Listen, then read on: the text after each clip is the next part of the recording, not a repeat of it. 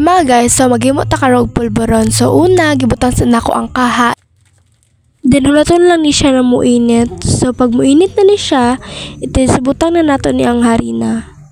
Depende lang kung sa kadaghan ang harina. Basta ang akong gibutang is tunga lang. So ato na din ni siyang ukay-ukayon kay para maluto din ni siya.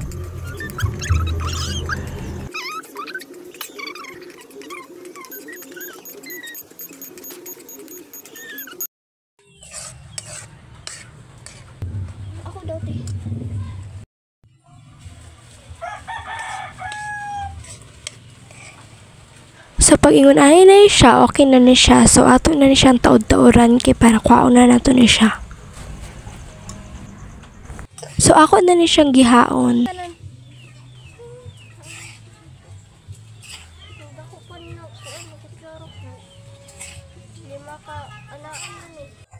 Then una na ko gibuhat, ako ni siya gibutang mag sa tunga kay para dala na ko ibumta ang mga ingredients or para dali pud nako siya maukay. Nagbutang na ko duha ka pita dira, then ako na siya gidugmukdaan bago na ko siya gibutang. So pagkahuman nagbutang na pud ko og Conver brand 3 pieces na siya kabuok. Depende po sa inyo ako kung pila ka buok. Then last ako gibutang is ang asukar. Kay para tamis siya. Then ako na din siyang gimix.